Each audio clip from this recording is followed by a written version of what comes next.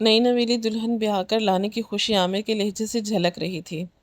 وہ اس کے قریب آ کر بیٹھا اور سلام کیا۔ فاطمہ نے دھیمے سے اس کے سوال کا جواب دیا۔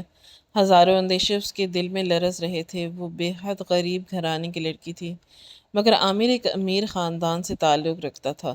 نہ جانے کیسے عامر کی ماں کو فاطمہ بھا گئی۔ شاید اس کی وجہ فاطمہ کا بے مثال حسن تھا، یہ یا اس کے سگڑ پن کی۔ عامر کی ماں نے پہلی ہی نظر میں فاطمہ کو اپنے بیٹے کے لیے پسند کر لیا۔ چٹ منگنی پٹ بیاہ والا کام ہوا اور آج فاطمہ عامر کی دلہن بنی اس کے سامنے بیٹھی تھی۔ عامر مسکراتے ہوئے اس کے ہاتھ میں منہ دکھائی کی انگوٹھی پہنا رہا تھا۔ فاطمہ کو یقین نہ آ رہا تھا کہ قسمت یوں بھی پلٹ سکتی ہے۔ آرٹیفیشل جولری بھی خریدنے کی حیثیت نہیں رکھتی تھی، آج اس کے ہاتھوں میں ہیرے کی انگوٹھی پہنائی جا رہی تھی۔ وہ بس عامر کو دیکھ کر رہ گئی تھی۔ وہ ایک دم جھوم سی گئی تھی۔ عامر کہہ رہا تھا کہ دیکھو فاطمہ، تم میری امی کی پسند ہو، مگر میں جانتا ہوں کہ جلدی تم اپنے اچھے رویے سے میرے دل میں بھی جگہ بنا لو گی۔ میں تمہیں بہت محبت کروں گا اور تمہاری ہر ضرورت کا خیال رکھوں گا، مگر اس کے بدلے میں تمہیں صرف ایک بات کا خیال رکھنا ہے، میرے گھر والوں کی جی جان سے خدمت کرنی ہے اور میری امی کے سامنے کبھی زبان مت چلانا، ان کی عزت کرنا، انہوں نے مجھے بہت مشکلوں سے پالا ہے۔ فاطمہ مسکرا دی۔ بھلا اسے کیا اعتراض ہو سکتا تھا؟ وہ تو ویسے بھی ان سب گھر والوں کو اپنا مان چکی تھی۔ شادی کا اگلا دن بے حد خوشگوار تھا۔ عامر سرشاری کی اس کیفیت میں فاطمہ کے حسن کے قصیدے پڑھ رہا تھا۔ فاطمہ بھی قسمت کے پلٹنے پر بے حد حیران تھی۔ وہ چند دن خوشیوں کے ہنڈولے میں جھولتے ہوئے گزرے اور عامر کو نوکری پر واپس جانے کا وقت آ گیا اور دبئی میں کام کرتا تھا۔ شادی کی چھٹی کے سلسلے میں پاکستان آیا ہوا تھا۔ فاطمہ بے حد رنجیدہ تھی، مگر اس نے دل پر پتھر رکھ لیا تھا۔ اس نے سوچا عامر چلا گیا تو کیا ہوا، آخر یہ سب بھی تو میرے اپنے ہیں۔ عامر کی امی کا رویہ فاطمہ کے ساتھ بہت اچھا تھا، وہ بہت پیار سے اس سے مخاطب ہوتی تھی، مگر فاطمہ کو ایک بات سمجھ نہیں آتی تھی کہ جب بھی عامر ان کے پاس ہوتا تو اس کی ساس اسے چیرتی ہوئی نظروں سے گھورتی تھی۔ فاطمہ کو لگا کہ یہ اس کا وہم ہے۔ عامر فاطمہ سے بہت سارے وعدے کر کے چلا گیا تھا اور وہ وہاں دل کے ساتھ تنہا رہ گئی تھی، مگر وہ نہیں جانتی تھی کہ اس کی زندگی میں کیسی مصیبت آنے والی ہے۔ عامر کی بڑی بہن ماریہ کا رشتہ طے ہو رہا تھا اور آئے روز اس کے سسرال والے آئے ہوئے ہوتے تھے۔ آج عامر کے جانے کے بعد وہ پہلی دفعہ آ رہے تھے۔ صبح فاطمہ ابھی اپنے کمرے میں سو رہی تھی جب اچانک زوردار آواز کے ساتھ دروازہ کھلا۔ اٹھ جاؤ بی بی، اب کب تک نیندیں پوری کرنی ہیں؟ سارا دن بستر توڑتے ہوئے گزارو گی کیا؟ ماریہ کے سسرال والے آ رہے ہیں، اٹھ کر ان کے لیے کچھ کھانے پینے کا انتظام کرو۔ میرے بیٹے کو تو بھگا دیا ہے، اب ہم بیچاروں کو تو کسی طرح رہنا ہے نہ۔ جلدی سے کچن میں آؤ۔ فاطمہ نے حیرانگی سے اٹھ کر دیکھا، یہ اس کی ساس تھی۔ اسے ان کے رویے پر بے حد حیرت ہوئی تھی، مگر اس نے کچھ بھی نہ کہا تھا۔ خاموشی سے ہاتھ منہ دھو کر کچن میں آ گئی۔ ابھی صبح کے 7 بجے تھے۔ ساس نے اسے سارے گھر والوں کے لیے ناشتہ بنانے کا حکم دے دیا۔ وہ خاموشی سے ناشتہ بنانے لگی۔ سب گھر والوں تو ابھی مزے سے سو رہے تھے۔ اس نے سب کے لیے پراٹھے بنائے، انڈے تلے، چائے بنائی اور پھر جا کر دیکھا تو ابھی تک سب کے سب سو رہے تھے۔ اس نے آگے بڑھ کر اپنی ساس نند کو ہلایا، اٹھو ماریہ، اٹھ کر ناشتہ کر لو، میں نے ناشتہ بنا دیا ہے۔ ماریہ جو گہری نیند میں تھی، اس کا ہاتھ ایک دم جھٹک کر بولی، بنا دیا ہے تو کوئی احسان نہیں کیا ہے، اٹھ کر کر لیں گے ناشتہ، اب سر مت کھاؤ اور سونے دو۔ فاطمہ شرمندہ سی ہو کر رہ گئی، خاموشی سے اس کے کمرے سے باہر نکل گئی۔ اس نے اپنی ساس کو ڈھونڈنا شروع کر دیا۔ وہ دیکھ کر حیران رہ گئی تھی کہ ساتھ بھی اے سی والے کمرے میں سکون سے سو رہی تھی۔ وہ خاموشی سے ڈرائنگ روم میں آ کر بیٹھ گئی۔ گھر کے تمام افراد 11 بجے کے وقت جا کے ماریہ نے خاموشی سے سب کو ناشتہ سرو کر دیا۔ اس کی نند نے ہاتھ باٹ سے پراٹھے نکال کر کھانا شروع کیے تو برے برے منہ بنانے لگی۔ امی یہ کیا ہے؟ ٹھنڈے ہو رہے ہیں یہ پراٹھے تو، مجھ سے چبائے بھی نہیں جا رہے۔ ماریہ دوسرا پراٹھا کھاتے ہوئے بولی۔ تبھی فاطمہ کے سسرال والے سسر بولے، مجھے تو تازہ روٹی بنا کر دو، مجھ سے تو یہ باسی روٹی نہیں کھائی جاتی اور نہ ہی میں نے کبھی کھائی ہے۔ ایک ایک کر کے تمام افراد شروع ہو گئے۔ فاطمہ خاموشی سے اٹھی اور سب کے لیے دوبارہ ناشتہ بنانے لگی۔ کرتے رہے مگر کوئی اٹھ کر اس کی مدد کے لیے نہیں آیا۔ گھر میں فاطمہ کو ملا کر کل 18 افراد تھے۔ عامر کی بڑی بہن شادی شدہ تھی اور اپنے 5 بچوں کے ساتھ میکے میں رہتی تھی۔ اس کا میاں بھی بیرون ملک کام کرتا تھا۔ عامر کے چچا چچی، ان کے بچے اور ساس سسر، اتنے افراد کا کام فاطمہ کے سر پر آن پڑا تھا۔ ان میں سے کوئی ہل کر مدد کروانے کو تیار نہ تھا۔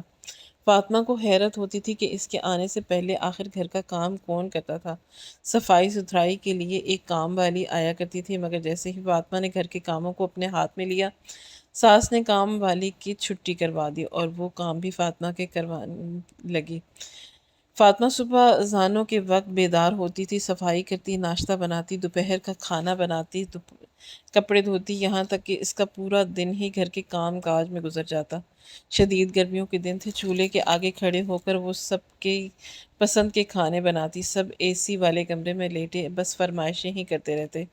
وہ پکا پکا کر بے حال ہوتی جاتی، سب کو جا کر لا دیتی، سب اس کی ذات پر احسان دیتے ہوئے شیشے والے کمرے سے باہر نکلتے اور ڈائننگ روم پر بیٹھ کر کھانا کھاتے۔ کھانے کے دوران بھی 50 دفعہ فاطمہ کو اٹھاتے اور سب کو ضرورتیں پوری کرتی۔ کھانے کے بعد سب برتن وہیں ڈائننگ ٹیبل پر چھوڑ کر پھر سے اے سی والے کمرے میں جا گھستے۔ کوئی فلم لگا لیتا تو کوئی آپس میں باتیں کرنے لگتا اور کوئی دوبارہ سے سو جاتا۔ فاطمہ بیچاری پھر سے گندے برتن دھونے میں لگ جاتی۔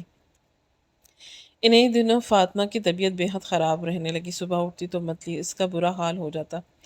کچن میں کام کرنے کے دوران کئی دفعہ وہ الٹیاں کرتی۔ ساس کی جانچی ہوئی نظروں نے اسے وہاں لیا کہ معاملہ کچھ اور ہے، مگر انہوں نے فاطمہ کے سامنے نام تک نہ لیا۔ ایک روز فاطمہ کی امی اتفاقاً اس سے ملنے آئیں تو فاطمہ نے ان سے اپنی طبیعت کے خراب ہونے کا ذکر کیا تو وہ اچانک چونک گئی اور اسے لے کر قریبی لیڈی ڈاکٹر کے پاس چلی گئیں۔ لیڈی ڈاکٹر نے معائنہ کیا تو خوشخبری سنائی کہ فاطمہ حاملہ ہے۔ فاطمہ تو حیران رہ گئی، اتنی بڑی خوشخبری اس کی زندگی میں آ گئی اور اسے پتہ بھی نہ چلا۔ اسی خوشگوار حیرت میں ڈوبے ہوئے وہ گھر واپس آئی۔ ڈاکٹر نے آرام کرنے اور کھانے پینے کا مشورہ دیا تھا۔ بقول اس کی فاطمہ میں خون کی شدید کمی تھی۔ فاطمہ کی امی نے گھر آ کر ساس کو بتایا کہ فاطمہ حاملہ ہے اور ڈاکٹر نے اسے آرام کرنے کا مشورہ دیا ہے، بہتر یہی ہے کہ آپ کوئی کام والی رکھ لیں۔ فاطمہ کی ساس نے بے حد خوشی کا اظہار کیا اور کہنے لگی کہ ہاں ہاں بہن، یہ تو میری بیٹیوں جیسی ہے، بھلا میں اس سے اس حالت میں کام کیوں کرواؤں گی، میں تو آج بھی ہی کام والے کا بندوبست کر لیتی ہوں۔ فاطمہ کی امی مطمئن ہو کر چلی گئی۔ فاطمہ جیسے ہی کمر سیدھی کرنے کے لیے بیڈ پر لیٹی، اس کی ساس پہنچی۔ فاطمہ، کچھ مہمان آئے ہیں، اٹھ کر ان کے لیے چائے کا بندوبست کرو اور زیادہ لیٹنے کی ضرورت نہیں ہے، اس حالت میں کام کاج کرنا ویسے بھی صحت کے لیے اچھا ہوتا ہے۔ میں نے بھی بھرے سسرال میں رہتے ہوئے 10 بچے پیدا کیے ہیں، میں تو تم کوئی انوکھا بچہ نہیں پیدا کر رہی کہ بستر سے لگ کر لیٹ گئی ہو۔ فاطمہ حیرت سے ان کی جانب دیکھ رہی تھی مگر کچھ نہ بولی اور خاموشی سے اٹھ کر مہمانوں کے لیے چائے کا انتظام کرنے لگی۔ اس کے حاملہ ہونے کی خبر سے گھر والوں کو کوئی فرق نہ پڑا تھا۔ انہیں تو کام کاج کے لیے نوکرانی چاہیے تھی، اس لیے وہ غریب گھر آنے کی لڑکی بیاہ کر لائے تھے۔ فاطمہ خراب طبیعت کے باوجود سارا دن کام کرتی رہتی۔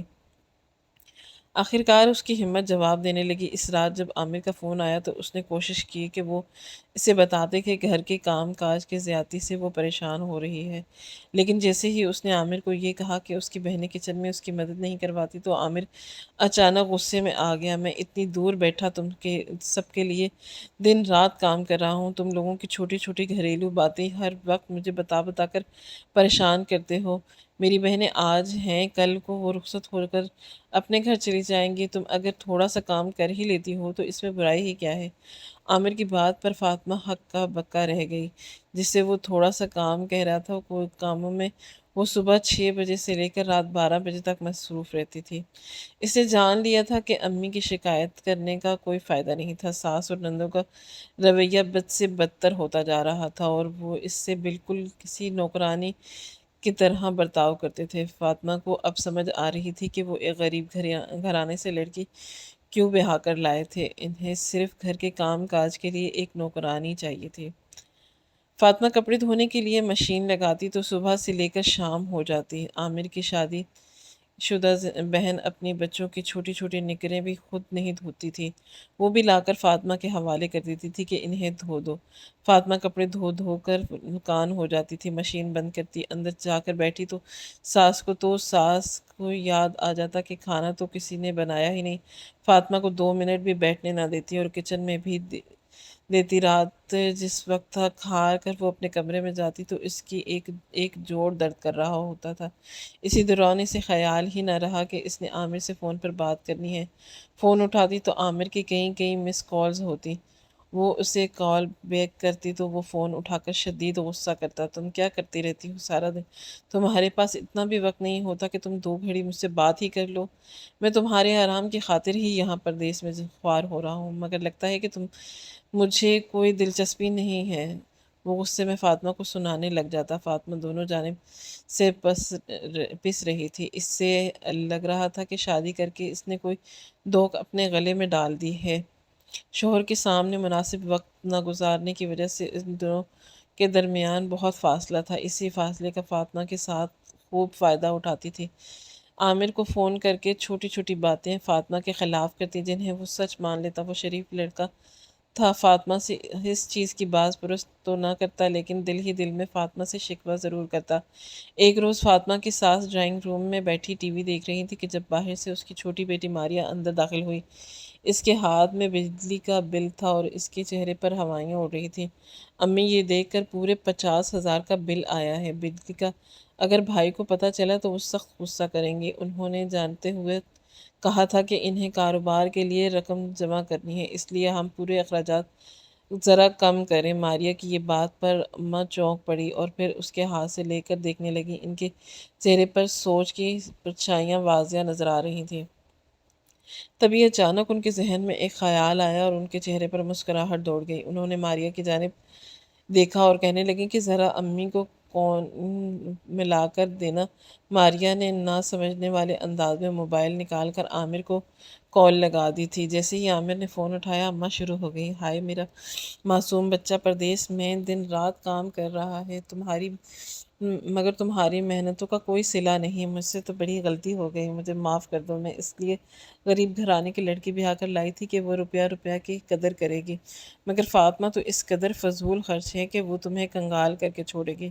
عامر کو کچھ سمجھ نہیں آ رہا تھا کہ اماں کیا کہہ رہی ہیں۔ تبھی اس نے اماں کو کہا کہ اماں کیا ہوا ہے، بتائیں تو صحیح، کیا کر لیا ہے فاطمہ نے؟ اماں نے مسکرا کر ماریا کو دیکھا اور کہنے لگی کہ کرنا کیا ہے بیٹا، سارا دن اے سی لگا کر کمرے میں پڑی رہتی ہے، اگر میں کچھ کہتی ہوں تو رونے لگتی ہے کہ میں حاملہ ہوں، مجھ سے کوئی کام نہیں ہوتا اور گرمی زیادہ لگتی ہے، اس کی حالت کی وجہ سے میں بھی زیادہ سختی نہیں کرتی، مگر حقیقت تو یہ ہے کہ دن رات اے سی چلانے کی وجہ سے بجلی کا بل 50,000 آ گیا ہے۔ تمہارے ابو کے پاس تو پیسے ہی نہیں ہیں، تم ہی تو پیسے بھیجنے پڑیں گے۔ بل کی رقم سنتے ہی عامر کے 14 طبق روشن ہو گئے، لیکن وہ اب کیا کر سکتا تھا؟ اس نے اماں کو تسلی دی اور پیسے بھیج دیے، مگر اس کے دل میں فاطمہ کے خلاف گر اسے لگ گئی۔ اگلے دن جب صبح صبح گھر میں فاطمہ کے سوا تمام افراد سو رہے تھے تو بڑی نند کے سسرال والے آدم کے فاطمہ نے جا کر سب کو اٹھایا تو سوجی ہوئی آنکھوں کے ساتھ سب اٹھ تو گئے، لیکن سب کی ہی موڈ خراب تھے۔ ماریا کے سسرال والے جاتے تھے کہ انہیں حلوہ پوری کا ناشتہ کروایا جائے۔ بیچاری فاطمہ ہی کی شامت آئی جب ساس نے اسے حکم دیا کہ سارے کام چھوڑ کر پہلے ماریا کے سسرال والوں کے لیے شاندار حلوہ پوری بناؤ۔ اس روز فاطمہ کو صبح سے ہی چکر آ رہے تھے، مگر وہ خاموشی سے کچن میں جا کر کھڑی ہو گئی اور پوریاں بنانے لگی۔ شدید گرمی تھی اور پسینہ ٹپک رہا تھا، تب بھی نہ جانے اسے کیا ہوا، اچانک اسے زور کا چکر آیا اور وہ بے ہوش ہو کر زمین پر جا گری۔ دھڑام کر آواز سے ڈرائنگ روم میں بیٹھے ہوئے تمام افراد کچن کی جانب دوڑے۔ وہاں فاطمہ زمین پر بے حال پڑی تھی، اس کے آس پاس خون کا ایک سیلاب سا تھا۔ فاطمہ کی ساس کے اوسان خطا ہو گئے۔ انہیں یقین ہو گیا کہ جب عامر کو پتہ چلے گا کہ فاطمہ کا حمل ضائع ہو گیا ہے تو وہ شدید غصے کرے گا۔ انہیں فاطمہ کو اسپتال لے جانے سے زیادہ اپنی جھوٹ کی فکر پکڑنے جانے کی فکر تھی۔ ماریا کی ہونے والی ساس نے شور مچایا کہ فاطمہ کو اسپتال پہنچا دیا۔ جب اس کی آنکھ کھلی تو اس کا بچہ دنیا میں آنے سے پہلے ہی جا چکا تھا۔ اس پر اس غم کا پہاڑ ٹوٹ پڑا تھا، مگر وہ نہیں جانتی تھی کہ اس کے خلاف ایک اور سازش تیار ہے۔ اسے شام ساس نے اس کی اسپتال سے چھٹی کروا لی اور اسے گھر لے آئی تھی۔ فاطمہ کے گھر والے آئے تو فاطمہ نے انہیں کوئی بات نہ بتائی، بلکہ انہیں ڈال دیا کہ میں سیڑھیوں سے گر گئی تھی، اس لیے حمل ضائع ہو گیا۔ اس کی آنکھیں بار بار آنسوؤں سے بھر جاتی تھیں۔ گھر والے چلے گئے تو فاطمہ کی ساس نے ایک بار پھر اسے چائے بنانے کی فرمائش کر دی، بغیر اس بات کا احساس کیے کہ ابھی بھی وہ اسپتال سے گھر آئی تھی۔ فاطمہ کو شدید تکلیف تھی، مگر اس کے باوجود وہ ہمت کر کے اٹھی اور کچن میں جا کر کھڑی ہوئی تھی، اور جانتی تھی کہ اس کے گھر میں کوئی حیثیت نہیں تھی۔ اس کا شوہر اس کی بات پر بھروسہ نہیں کرتا، اور یہاں جو لوگ انہیں بہو نہیں نوکرانی چاہتے تھے۔ فاطمہ کی ساس نے امی کو فون کر کے اطلاع دی تھی کہ فاطمہ ابھی بچے کی پیدائش نہیں چاہتی، اس لیے جا کر ابارشن کروا آئی ہے۔ عامر کا خون کھول اٹھا تھا۔ اس کا دل چاہ رہا تھا کہ ابھی وہ اسی وقت جا کر فاطمہ کا گلا گھونٹ کے۔ اس نے بغیر کچھ کہے فون رکھ دیا۔ فاطمہ کی ساس مطمئن ہو گئی کہ عامر کو سچائی پتہ لگ گئی ہے۔ سارے کام چھوڑ کر وہ اگلے دن پاکستان آ پہنچا۔ اس کا ارادہ تھا کہ جاتے ہی فاطمہ کو طلاق دے کر اپنی زندگی سے نکال دے گا۔ بغیر کسی کو اطلاع دیے کڑکتی ہوئی دوپہر میں جب وہ گھر کا دروازہ کھول کر اندر داخل ہوا، کھانا پکنے کی خوشبو اس کے ناک سے ٹکرائی۔ کتنی شدید گرمی میں بھی بیچاری ماں کچن میں کام کر رہی ہے اور فاطمہ اندر اے سی والے کمرے میں آرام کر رہی ہوگی۔ وہ اسی لائق ہے یا نہیں کہ اسے اپنی زندگی میں رکھوں؟ آج اسے طلاق دے کر پار کرتا ہوں۔ اس عورت نے میرے گھر والوں کی عزت نہیں کی، اس سے میری زندگی میں رہنے کا کوئی حق نہیں تھا۔ شدید غصے میں یہ سوچتا ہوا عامر جس وقت کچن میں داخل ہوا تو اس کے پیروں تلے سے زمین نکل گئی۔ سامنے ہی فاطمہ کھڑی کھانا پکا رہی تھی۔ اس نے دونوں چولہوں پر ایک ایک ہانڈی چڑھا رکھی تھی۔ اس کا لباس پسینے سے بھیگا ہوا تھا۔ اسے یاد آیا ماں نے اسے بتایا تھا کہ کل ہی فاطمہ نے ابارشن کروایا ہے۔ اپنی مرضی سے ابارشن کے اگلے ہی روز وہ کچن میں کھڑی ہو کر کام کس طرح کر رہی تھی۔ وہ بار بار اپنی کمر پر ہاتھ رکھتی تھی جیسے اسے شدید تکلیف تھی، کبھی ماتھے سے پسینہ صاف کرتی تھی۔ اس نے ایک پر رات میں بھی بہت سا اٹکا نکال کر رکھا ہوا تھا، شاید ابھی اسے آٹا بھی گوندنا تھا، یقیناً پھر روٹی بھی پکانی تھی ہوگی۔ امی کو کسی گڑبڑ کا احساس ہوا اور عامر کو کسی گڑبڑ کا احساس ہوا، اور وہ کلمندی کا کوئی آہٹ کیے بغیر اندر بڑھ گیا، اور اندر پورے گھر میں خاموشی تھی۔ ادھر ادھر نظریں دوڑاتا ہوا وہ آگے بڑھ گیا تو گھر کے بڑے کمرے میں 2 ٹن کا اے سی لگا ہوا تھا۔ عامر نے دھیرے سے کمرے کا دروازہ کھولا۔ اندر نیم اندھیرا تھا، گھر کے تمام افراد اس بڑے کمرے میں سو رہے تھے۔ تبھی فاطمہ کی ساس کو لگا کہ فاطمہ دروازہ کھول کر اندر آئی ہے۔ انہوں نے پلٹے بغیر ہی زور سے آواز لگائی، آگئی مہارانی صاحبہ، کھانا پکا کر کتنی بار کہا ہے کہ جب کھانا تیار ہو جائے تبھی آ کر آواز لگایا کرو، میری بچیوں کی نیند خراب ہوتی ہے، لیکن تم ہو کے سنتی ہی نہیں۔ اگر اب میں کچھ کہوں گی تو تم شور مچاؤ گی۔ کل ہی میرا بچہ ضائع ہوا ہے اور آج ساس نے کام پر لگا دیا۔ بی بی سن لو کہ تمہیں بیاہ کر ہی میں اس لیے لائی ہوں کہ تم سے گھر کے کام کاج کرواؤں، ورنہ مجھے تم جیسی غریب لڑکی کی کوئی ضرورت نہیں تھی۔ میرے بیٹے کے لیے ایک سے ایک بڑھ کر ایک اعلیٰ خاندان کا رشتہ موجود تھا۔ اب جاؤ، جا کر کھانا پکاؤ اور اس کے بعد گھر کی صفائی بھی کر لینا۔ رات کو ماریا کے سسرال والوں نے آنا ہے، ان کے لیے کم از کم 3-4 ڈشیں بنانی ہیں۔ پچھلی بار کی طرح 2 کھانے بنا کر سامنے مت رکھ دینا۔ فاطمہ کی ساس اپنے ہی خیال میں بولتی چلی گئی۔ یہ جانے بغیر کے دروازے میں کھڑے ہوئے عامر کے اوپر تو گویا پہاڑ ٹوٹ پڑا ہو۔ فاطمہ کی ساس کہہ کر دوبارہ سے سو گئی۔ امین نے نظر دوڑائی، گھر کے تمام افراد انتہائی سکون سے لیٹے ہوئے تھے، صرف ایک فاطمہ ہی تھی جو اس شدید چڑچڑاتی ہوئی گرمی میں کچن میں ان سب کے لیے کھانے کا بندوبست کر رہی تھی۔ وہ جان گیا تھا کہ اس کی غیر موجودگی میں اس کی بیوی کے ساتھ کیا سلوک کیا جاتا تھا۔ وہ شرمندہ ہوتا ہوا خاموشی سے پلٹ گیا۔ کچن میں فاطمہ ابھی تک کھانا بنا رہی تھی۔ عامر نے اس کے قریب جا کر دیکھا اور وہ پسینے سے بھیگی ہوئی تھی، وہ ہولے ہولے لرز رہی تھی۔ کل ہی اس کا حمل ضائع ہوا تھا اور آج وہ 18 افراد کا کھانا پکا رہی تھی۔ عامر کا دل اس زیادتی پر دکھ کر رہ گیا تھا۔ اس نے فاطمہ کو پکارا اور چونک کر پلٹی۔ اس کی آنکھیں آنسوؤں سے بھیگی ہوئی تھیں۔ عامر کے سامنے ہاتھ جوڑ رہی تھی۔ مجھے معاف کر دو فاطمہ، میری آنکھوں پر پٹی بندھی ہوئی تھی۔ اپنی تیاری کر لو، تم اب یہاں نہیں رہو گی بلکہ میرے ساتھ جاؤ گی۔ اس کے آنسو صاف کرتا ہوا عامر کہہ رہا تھا اور فاطمہ کو یقین نہیں آ رہا تھا کہ قسمت اس پر اس طرح بے مہربان ہو سکتی ہے۔